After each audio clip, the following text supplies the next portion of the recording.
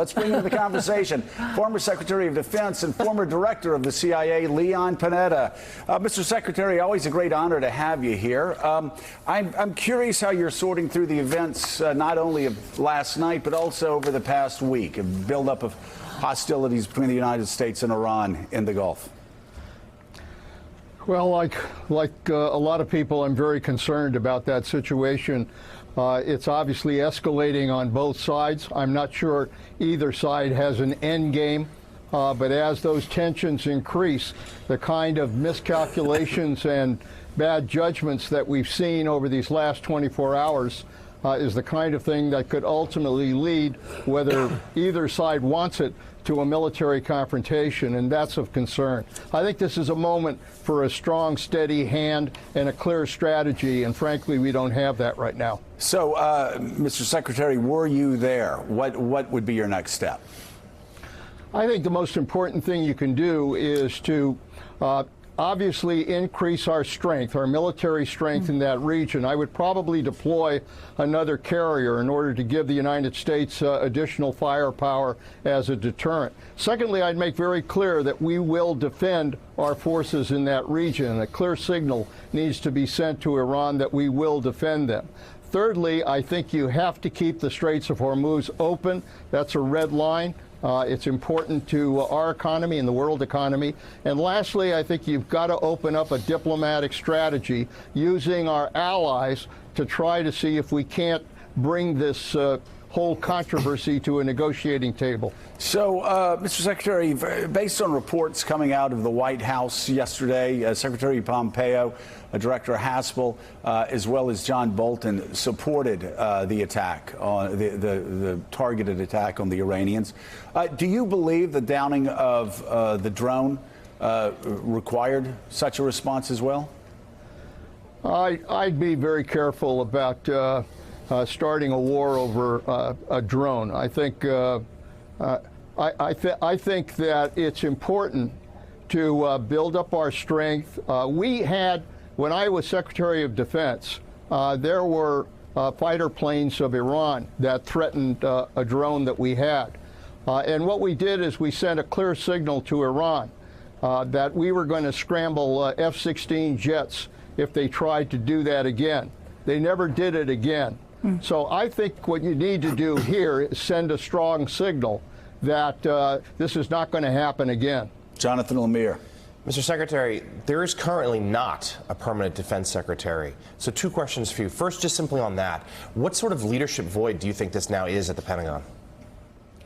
I think it's a terrible void. You know, obviously there are capable people that will try to keep the Pentagon moving forward. You do have the military leadership that's there, but you need to have a strong Secretary of Defense, a confirmed Secretary of Defense, because otherwise that DOD looks at the Secretary and has this sense that this is just going to be a temporary individual. That person has to deal with the military. They have to speak with one voice at the White House, and that individual may very well have to look the president in the eye and say that he's going to make a terrible mistake.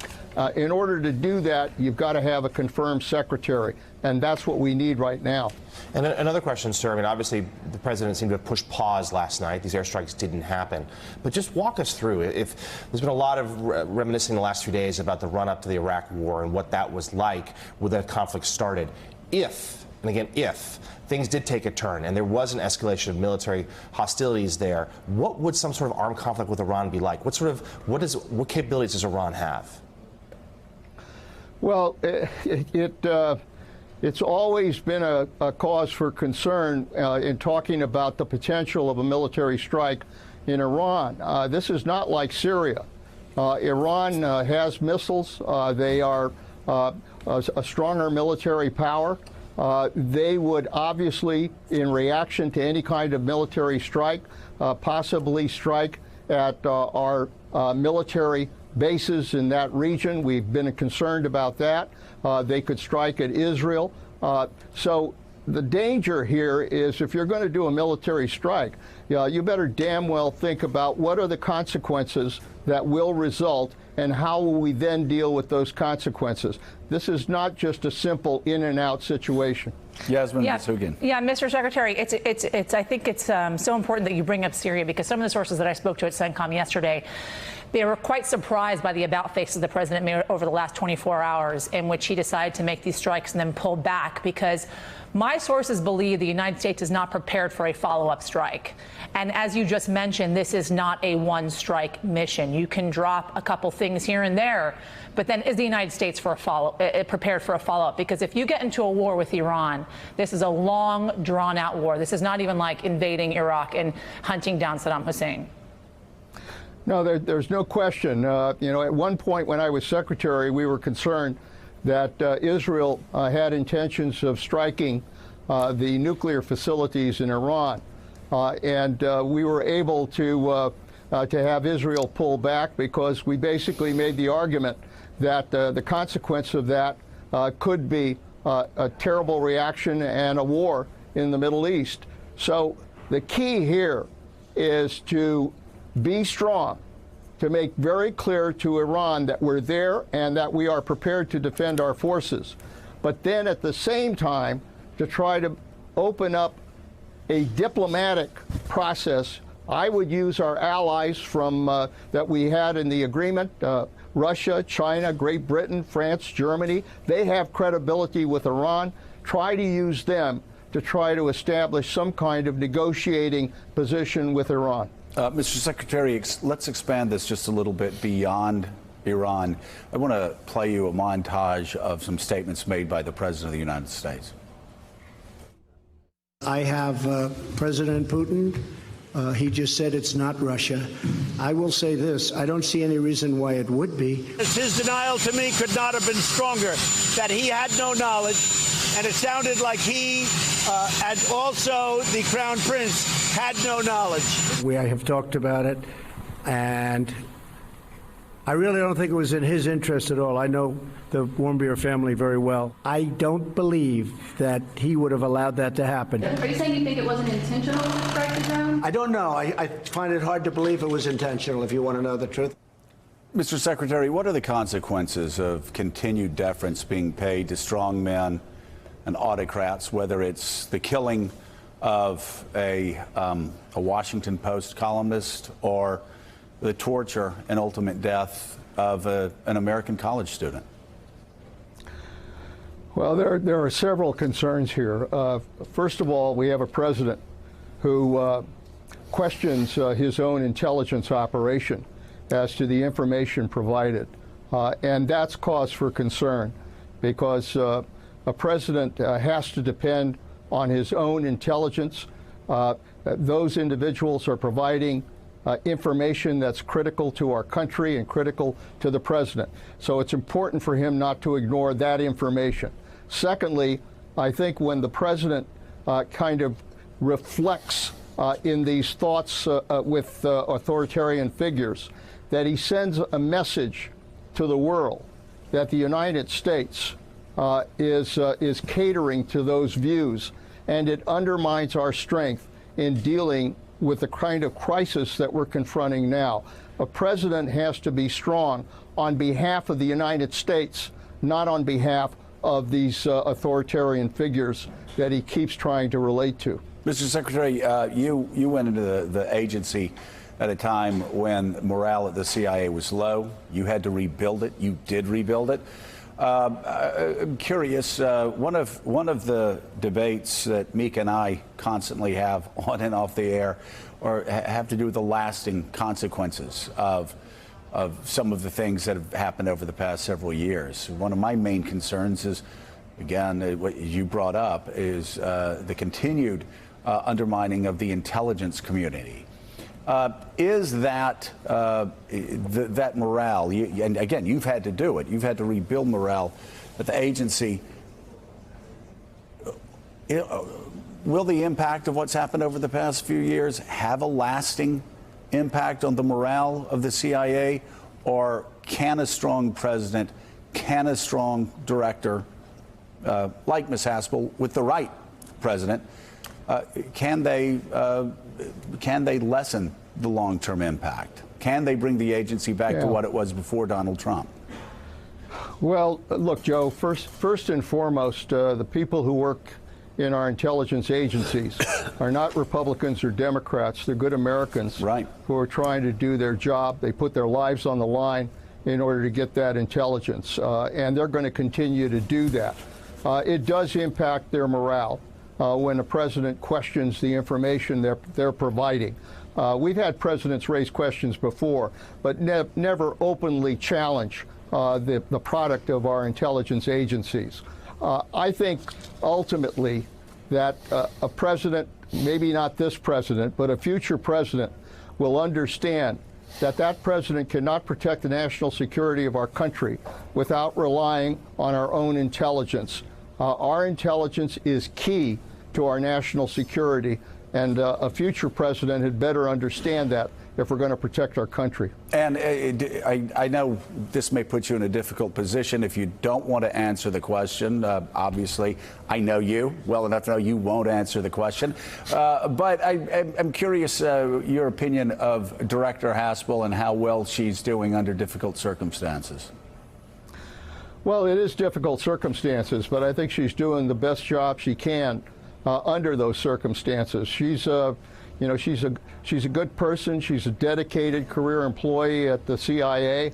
I think part of the problem is that because the president has constantly questioned the intelligence product, it's made it much more difficult for her to be able to have that kind of honest and trusting relationship with the president that you should have when you're head of our intelligence force. Desmond. And Secretary, jumping off of what Joe just said, speaking of the erosion of trust when it comes to the intelligence officials, you can't help but think about a wartime president and what that means for that. We talk about an attack from land and by sea, but we also depend on case officers within the CIA during times like this. How is that going to play into all of it? Well, look, there are people out there right now putting their lives on the line in order to be able to get the kind of information that can be provided to the president and to the leaders of our country so that they can make the right decision about our national security. So I'm confident that our intelligence people are going to continue to do their job. What I'm not confident of is that the president is going to be willing to take the time to listen to them and understand that information so he can make a better decision about protecting our country. That needs to change. This president needs to understand that we cannot win wars, we cannot win our confrontation with our adversaries without good intelligence. That is an essential element of developing the kind of national security we need in this country. Mr. Secretary, since you've held every important position, I think, in Washington, D.C., I want to ask you about one other position that you've held and go back to a time when I was in Washington and talking to my good friend John Kasich, who said that he regularly spoke with you when we went through one budget negotiation after another and a government shutdown, and things were ugly and things were testy on the surface. But I was always fascinated by the fact that John continued to talk to you every day. Newt continued to talk to President Clinton, even in the middle of impeachment. I'm wondering whether you draw hope from those politically tense times that we can move past the tribalism of the past 8 to 10 years and actually get back to a point where Republicans can fight Democrats like hell, but still, at the end of the day, like Reagan and O'Neill, have a deal that after 6, we're going to sit down, we're going to figure this out, we're going to get things done for the country. Joe, like you, I've seen Washington at its best and Washington at its worst. The good news is I saw Washington work. I saw Republicans and Democrats willing to work together and trusting each other to be able to deal with serious issues facing this country. The budget was a perfect example. It took a bipartisan effort to pull together the effort to try to eventually balance our budget. That was bipartisan. John Kasich played a role in that along with others. But the problem today is that Washington is dysfunctional. Republicans and Democrats are divided. It's partisan warfare. And the problem is that they're elected to govern.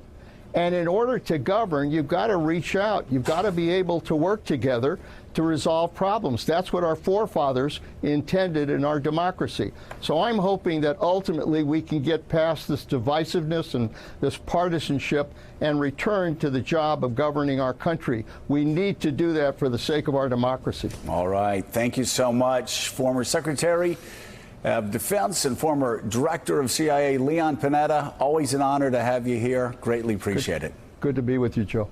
Thanks for checking out MSNBC on YouTube, and make sure you subscribe to stay up to date on the day's biggest stories. And you can click on any of the videos around us to watch more from Morning Joe and MSNBC. Thanks so much for watching.